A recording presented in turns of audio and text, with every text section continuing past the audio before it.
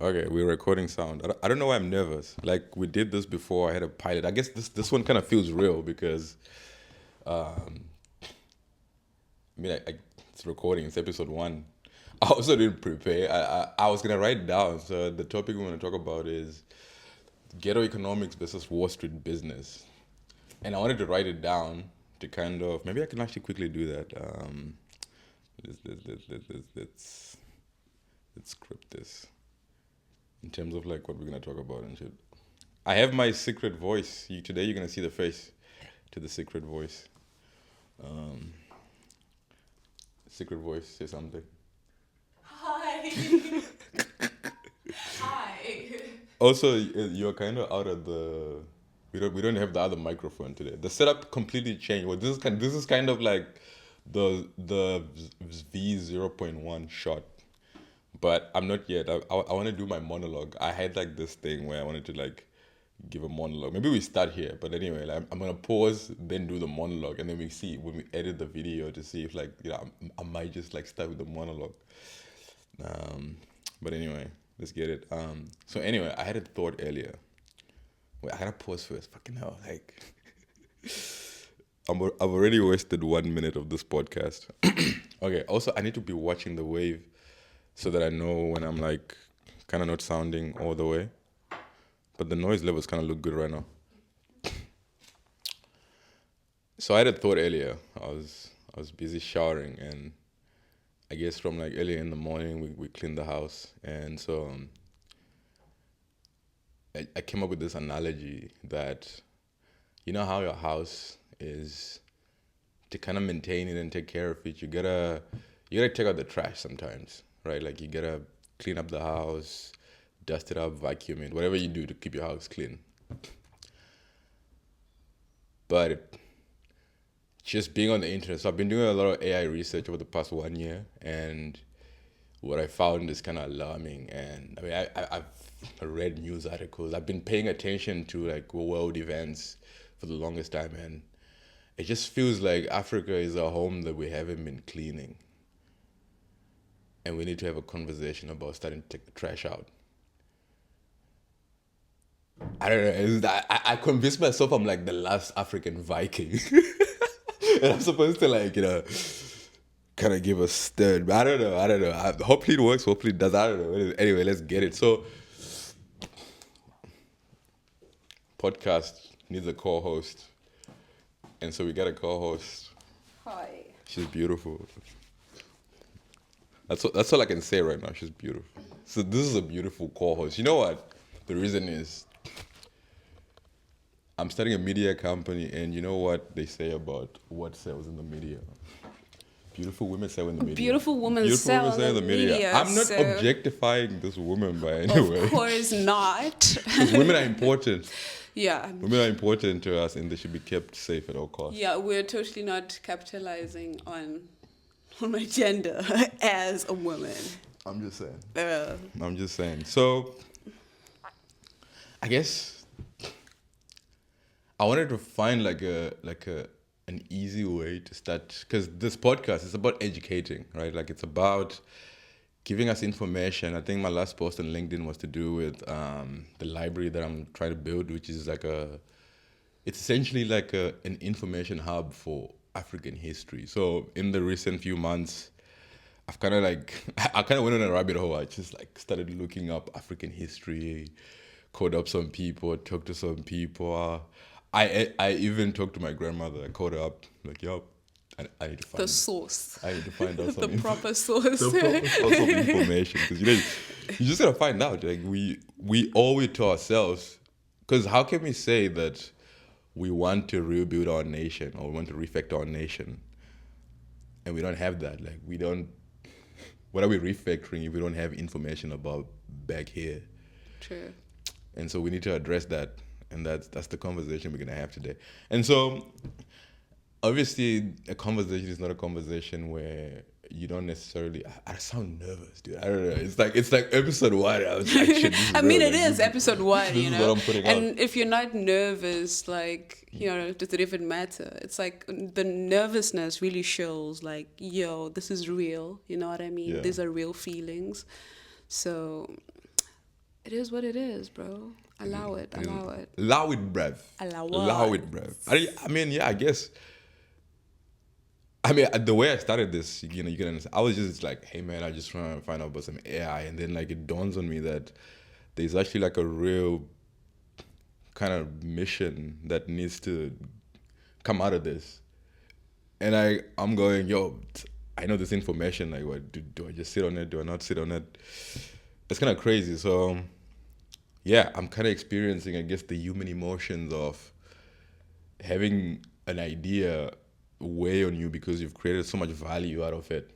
True.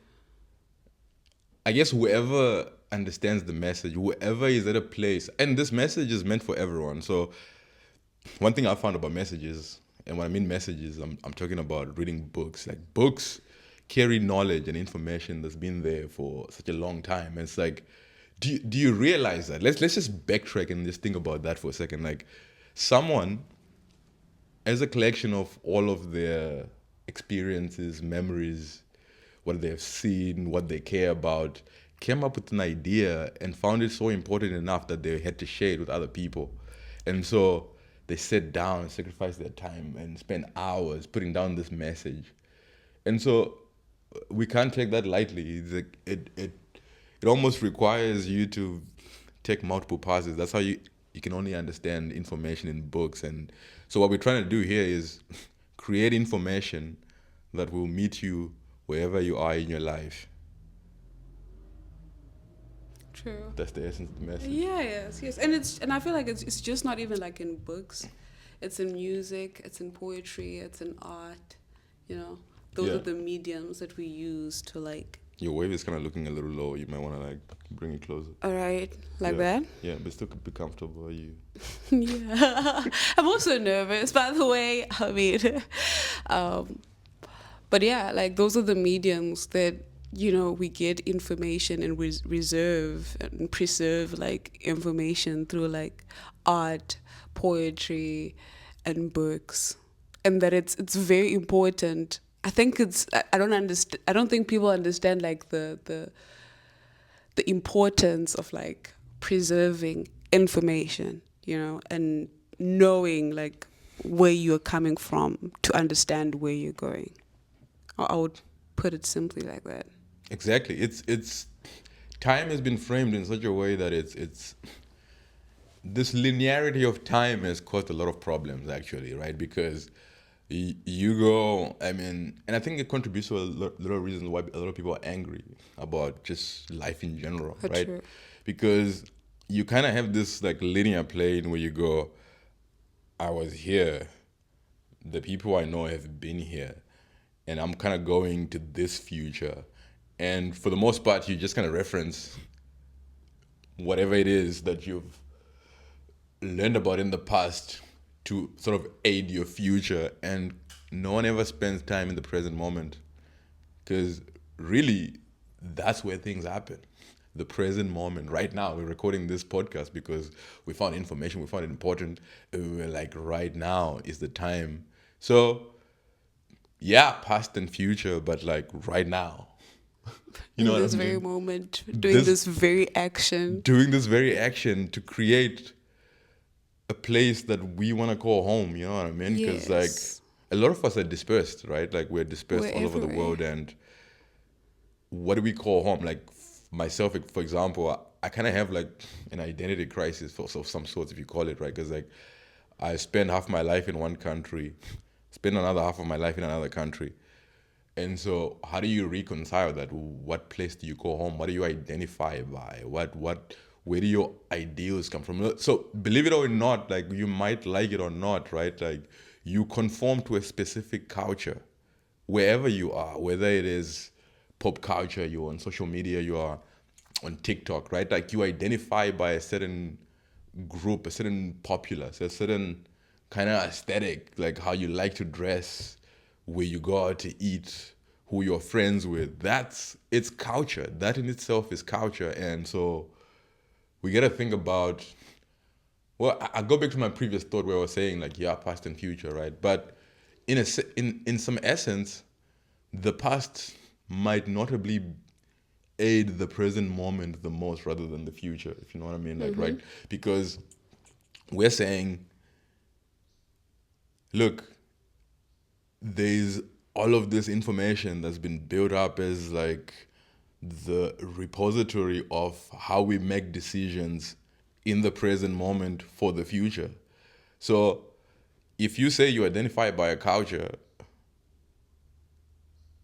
and you kind of just like pick and choose which culture which there's nothing Oh, wrong with that, right? Like, you're gonna say something. continue. I'm with you. Like every week you kind of jump from culture to culture, and those cultures are essentially repositories of information that's been built up over time, right? Like, that's what we're saying. And so you kind of need to understand the culture you are identifying by, True, right? true. Because like you fall into it, you don't know what it is, Yeah. you don't know where like it's from. Being the sound engineer at the same time. Hey, Jack of all trades, bro. Yeah, yeah. But like, this is what I'm saying, that you do need to like understand the past, understand where you're from, understand what was done and what was not done. You know what I mean? Exactly. Understand how far the people before you went, understand the mistakes they made, and then it's almost like I think going into the past to like to forward into the future. It's almost like a cheat code, right? It's like you go there, you're like, okay, what happened here, and how Yeah. can I like how do I level up from this space without going through almost like the exact same process of the person before you? Facts. And so I guess the most immediate thing you can use to help our people, and when I say our people, I mean, if you identify by the culture of Africa, it doesn't matter where you're from, right? Like, for example, the United States of America is a country that has been built on people migrating over there. There are people who have grown to call that place home over time. And True. so they've chosen to identify by that culture. And so we don't want any misunderstandings when we talk about culture, right? Because what we reference when we talk about culture is you identify by living in this place, right? Like, you say you're from here. And so if you have chosen to identify by this culture, you should care about this. True. And so, And that includes like your way of thinking, your way of doing things, all of this in one space. exactly. And so, I mean, everyone's struggling. It's a tough economy right now. So, what best way to help the mass, or not helping necessarily? I don't want to sound like I'm some form of messiah, right? What I have is information. And so, I was invited to speak to at an event earlier this year, and one of the most notable things I quote from what I said there was, "You're only good as how much you know," right? And that's a really powerful statement, because what it says is, whatever information you use to make the decisions that you deem the most or the best decisions to help your survival in the future depends on the information you have. And unfortunately, the way the world is built is that if you know more than the other person, you are ahead of the game. True. You're ahead of the game because It is what it is, though. it is what it is, and you can't sit around and complain about it, right? That you gotta make a difference. I guess that's the weight of this information, is like why we gotta spread it. And so, going back to like what the value that can be provided from this episode is, I wanted to demystify the whole idea of Wall Street business, right? Because that's what governs, kind of like they set the rules, right? Because whether you like it or not, America is kind of, and I don't mean to be political, I'm kind of just wanting to state facts from like sources of information.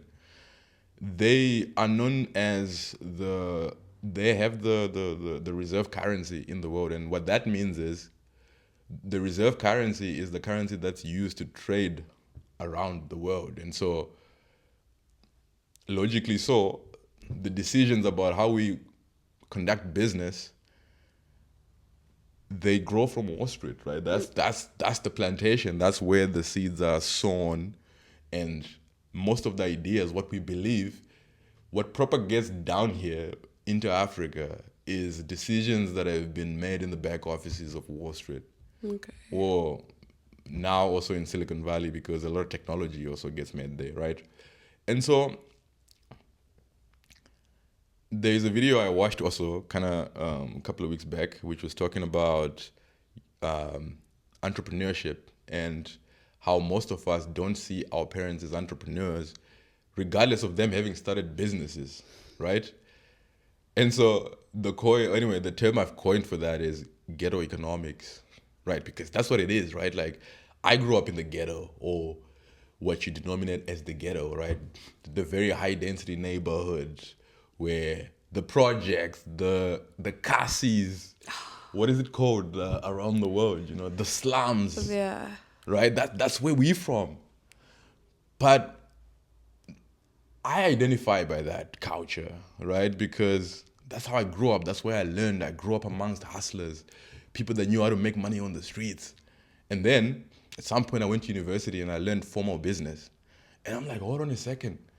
This is kind of the same thing though. You know what I mean? It's the same thing, but it's kind of like hidden above all of these terms. You know what I mean? Like ROI, you know, uh, uh, uh, this per capita, GDP per capita, this and that, and this term that only that guy understands. And so when you sit in an office, what do? Like, if you don't know what that term means, that means you're exempt from the business. But wait a second, it's ghetto economics though.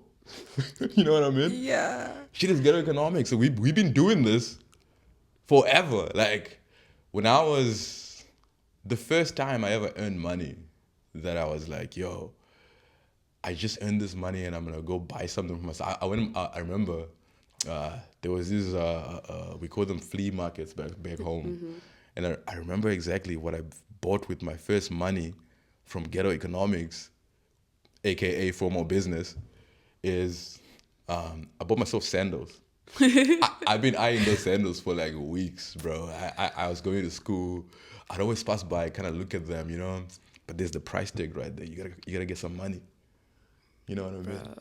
Bro. And now that we are like deconstructing this, it's like our parents are actually the real hustlers and the real OGs, right? Exactly. And in the essence of like, we know, well, from back home at least, most of us come from families of like, your six in your family, six siblings, right? Exactly. And then you've got like your parents, both of them are like hustlers on the street, you know what I mean? Musika, you know what I mean? And that is Exactly. like, the tuck shops and them. The And spaza yes, the shops. spaza shops, right? Yeah. And it's like, they raised us on that and they took us to school, but then we get soaked into this system of like, no, that's not what success is. Yeah. And that actually just goes to show how smart we are, Exactly. just in the essence of having our own businesses in that state. And Exactly. so like, and then you get soaked into a system where like, oh no, you're told like, no, you're not supposed to aim for that. What you should be looking for rather is to get like a job. But we're coming from people that have their own businesses, but it's not, because it's not on a big scale. Exactly. It's not being looked at And it in that doesn't way. use the formal business terms. It's not how much GDP per capita are you generating by selling your tomatoes on the corner. It's there's an informal business, but you know what? Informal business, what should you have? What's one of the number one ingredients that you need to have for success in formal business? Resilience. But guess what? What do we have from running away from the cops because you don't have that license to sell your amaguinha on the corner of the street? Resilience. Resilience, bro. That's what we have. And that's what you need for business. True. And so my mother sent me to school, did how many years in varsity, and I'm like, wait a second, yo. But I mean, you know what, brother gotta make it. So what do I do after university? I don't think about, I need to like start a business. I gotta get a car, I gotta get a gusheshe. I gotta get a pa, you know what I mean? So what do? I gotta go get a job. And so what do you do at the job, right? Like, you got deliverables. You got deadlines. and you also need the vrpa. You know what I mean? So you gotta stop thinking and focus on your deliverable. But you know what that does? It's undoing all the education Yeah, you went to true. get from where did the money come from? Because I mean, you're supposed to go into the field, acquire the information, And then go back. then take it back, and then upscale where you're coming from. Because that it, right? Yeah, yeah. It's kind of crazy. It's kind of crazy when you look at it like that and when it gets placed to you in front of you like that, right? And you start to realize that, hold on a second, what we actually need to do is go, hey man, my mom was umkosi to send me to school, right? So what I gotta do now is figure out how to double up on the operation, right? Like you went to school, you now know this and that compliance, you now know this and this about risk, but at the same time, you don't want to let that be the barrier because you know what your mom did? She didn't wait, to get the slip. And I'm not advocating for let's do illegal business or like let's not be registered. But you know what it takes? Like if you get into the startup ecosystem, one of the advice that you'll get from some of the most notable entrepreneurs that you've seen on TV, your idols. One thing that I read, you know what it says? Don't get legal before you get rich. And what that means is, it's not saying do illegal business. What it's saying is, don't let red tape stand in front of you, just like your mama didn't let red tape stand in front of her to send your ass to school. You know what I mean? Yes. And so you can be well within the lines of the law.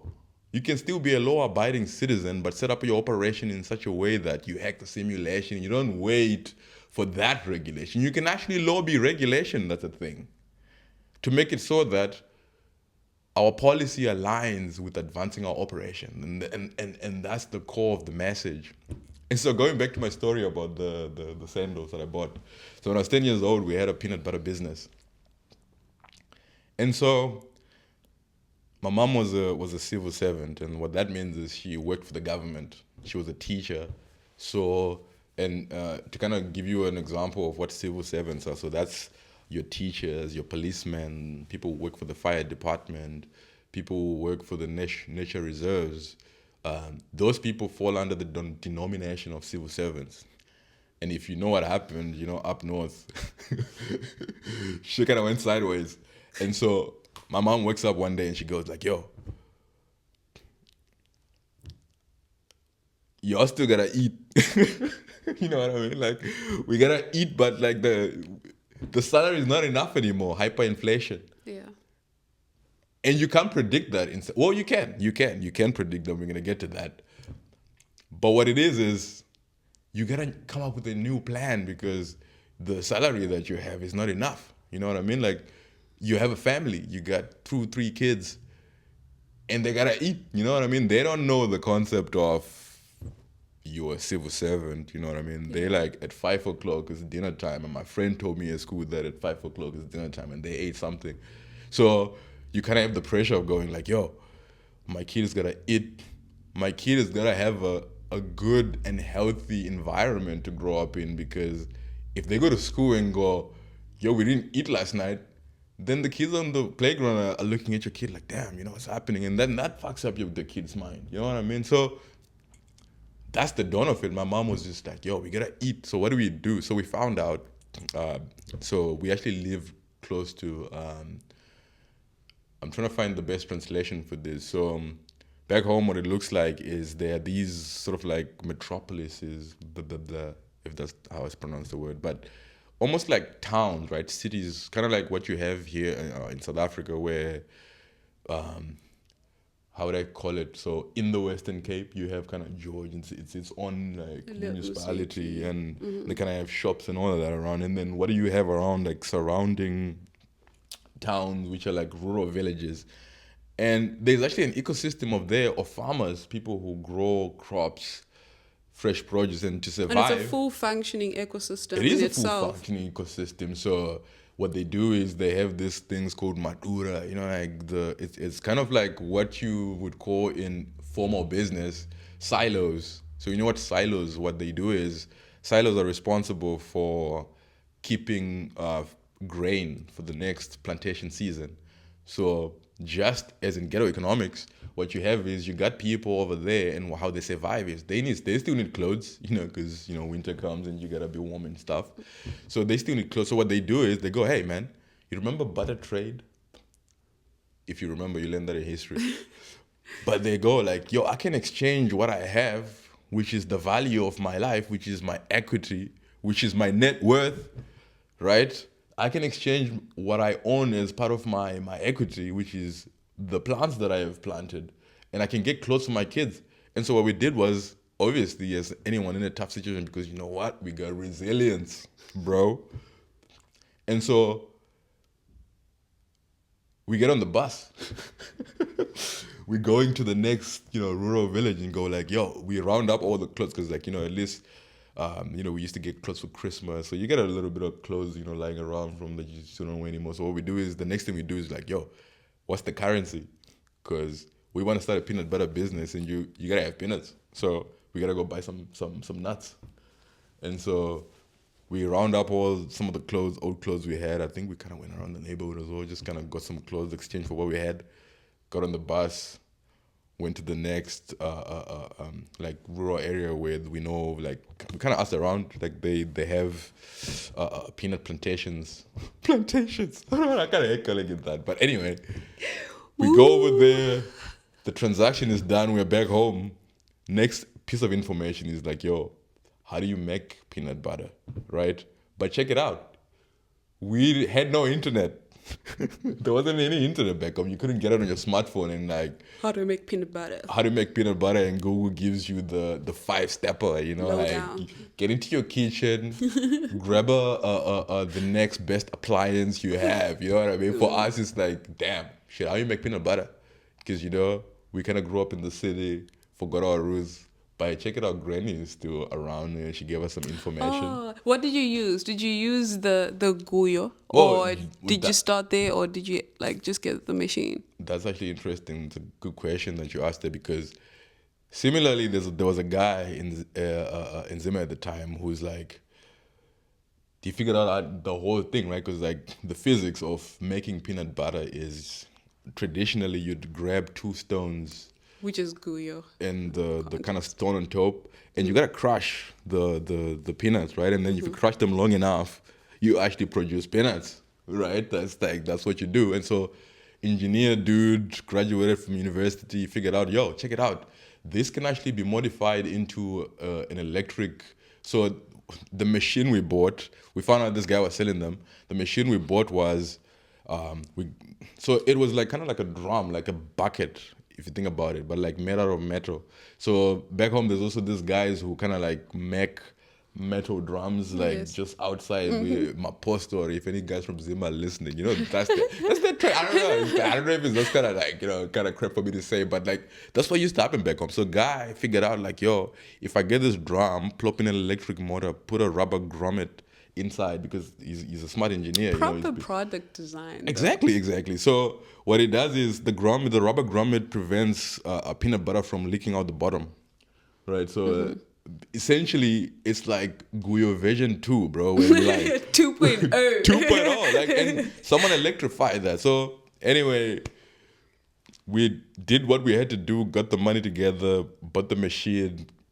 I think like maybe like a month later, and this is, by the way, there's no last mile delivery. You can't get on an app and get a tracking number. None of that. You had to like, where's the nearest phone, or like, let me write down a letter to like the guy, because like that's how you gotta contact him. But like, information systems, right? We gotta get information across and get it to the next guy, find out what we need. So yeah, I don't know what we did, got on the phone. I don't know. We found a way. That's what I meant by success. It takes what it takes, and you got to do what you got to do. When you're really in a situation where you got to do what you got to do, you make it happen. You definitely do. And that's just like the fact that, we have an entire ecosystem You know what Yeah. I mean? And then we kind of get pulled out. The thing is now the ecosystem is not fully functional because like what's lacking there is information, right? Exactly. And direction, where to place that information so that we can upscale. Yeah. So bringing that awareness, like, look, hey, where can we place ourselves in this ecosystem so that, you know, we heal the parts of the ecosystem to get to its place of like fully functioning again. Refactoring Africa. Yes. That's what I mean by that. And so yeah, right? Like that's an important point you bring across, like healing That ecosystem healing the by, and it's tough, right? Like it's understandable, like, you know, for us that are like, you know, dispersed all over the world, it's like wanting to come back to like, you know, home. It's always there's always that apprehensiveness, which is understandable because, you know, the ecosystem is damaged, you know, and you think to yourself, like, if I'm to go back, like, where do we even begin to, like, you know, set the foundation for that? But the thing is, at the end of the day, it has to be done. Somebody has to do it. somebody You has to know, the do it. information has to be placed. The ecosystem needs to be functioning again. Like, and we need, if we have the information, it's like, yo, listen, don't be in that ecosystem. Like, we need to create our own. We need to heal that space again. We need to go back and like, and I know it sounds very like vague putting it out like this, like, oh, How do you we know, it's do it? how do we, let's go to the basics, like, you know. That's the next question, right? Like how do we do it? And I guess my question to you as a creative is and the essence of the word is creative, right? You create things. And you're not an engineer, but what you have is an ability to learn True. and create. I'm an engineer, so I learn how to. And by the way, to not say that you can't be an engineer, because ingenuity in itself. So what I kind of wanted to bring across by that is like, by saying you are not an engineer, I'm attacking the title you have placed on yourself, right? You are not that. You are multifaceted. Word. You know how to take in information, right? Like, remember the bags we used to carry to school with like 10,000 books, but somehow you managed to keep all that information. And so you are not an engineer. You are not a product manager. You are not a whatever the crap they put as next to your name. You are a creator, a maker. Word. And it's like, and when we say like the basics of like, oh, like where do we start, right? Like it literally starts here. Like we're living in such exciting times that, you know, we're literally having a podcast here and we can reach anyone, you know, across the world. Exactly. This has been possible. We managed to set this up. Like Yeah, we just thought about it that. just, Like, it's an just idea, like, okay, but then it starts with, you know, the narrative, rewriting. If for me as a creative, at least, it's like rewriting our stories and our experiences and reshaping what what home or what Africa looks like, right? It's like from the information we've been given, you know, and then you're like, okay, that's not entirely true. From what I have experienced, you know, Africa at least, or it's like taking control of information and taking control of the perspectives of how things have been made to be, you know what I mean? And saying, Facts. no, on the surface of things, we are in fact smart. We are in fact equipped. We do in fact have resources. We are literally the Mad gold resources. mine. We don't need to be looking any other direction for like resources and all that stuff. We are fully equipped. We have everything. And so that's it. It's like just that lack of information, that lack of awareness, like that's pretty much where we start. you know? That's important. Awareness. Be aware of who you are, and that's how you create the best. And so, I guess this podcast is like part healing and part, Part informative. yeah, yeah, because think about it, right? Like you own a car, and every 5,000 kilometers or so, what do? You take it for service. They gotta change the oil. When was the last time you changed your oil? Oof. Think about that. Wow. When was the last time you changed your oil? When was the last time you refactored in your own mind the information you have? And it trickles down back to what we're saying about culture, right? Exactly. It's literally taking a step back and deciding, like, okay, like either you were soaked into it or you were born into it, or at some point in your life, like you kind of adjust to a certain culture, right, and a certain way of thinking. But it's like, have you taken a step back though to actually like analyze that and what that means? What is that? What does culture mean to you? Exactly. You know what I mean? And how do you truly relate to that?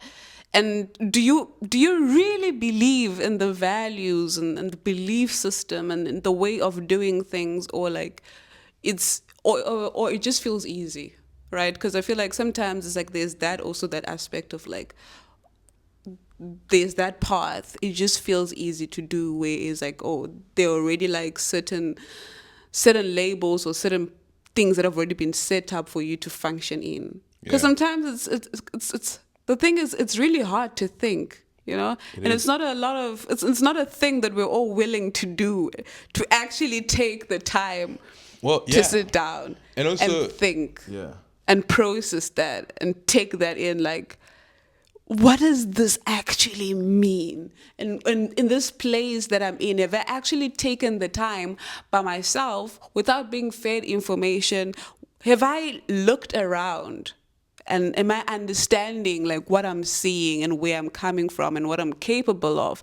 Or am I just being spoon-fed information? So it's like you also have to start there. What perspectives of life and where you are right now do you have? Who fed you those perspectives? What do they mean? Are they relevant now? You know, I would say. Thanks for coming to my TED Talk. Oh, thank you. This has been a pleasure. So exciting. Feels good to be here. But yeah, man. I get the passion though. I get how passionate you get when you kind of get on this topic, right? Because like,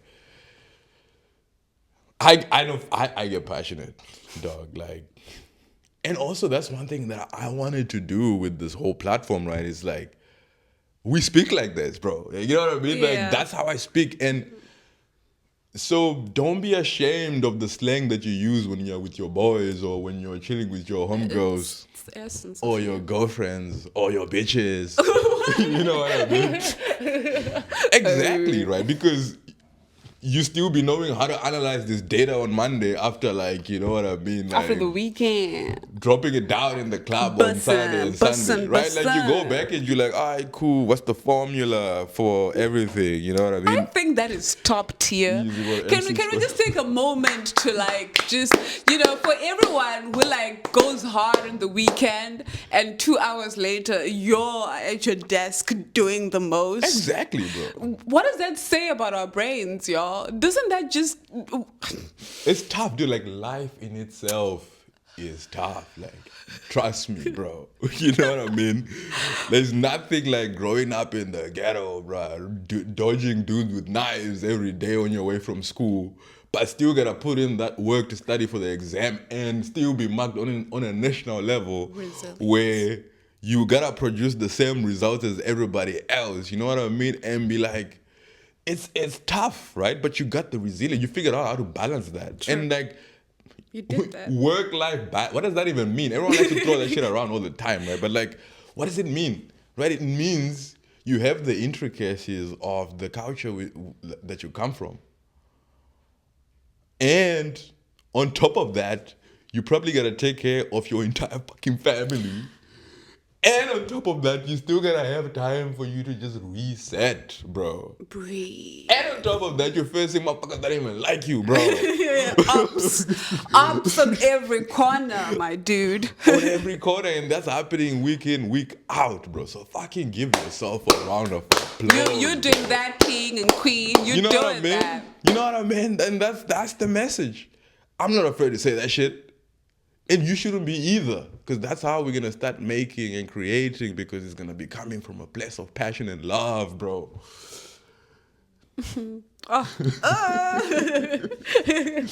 Yes. Exactly. That's the message. That's the movement. That's it right there. You know?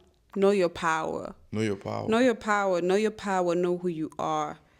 This is 40 Minutes, episode 1, side project, the number 1 side project on the motherfucking internet. We're going global. We're going all over the continent. I want people today, get off your couch, get off your ass. Stop being afraid. Go make and create stuff. Let's get it.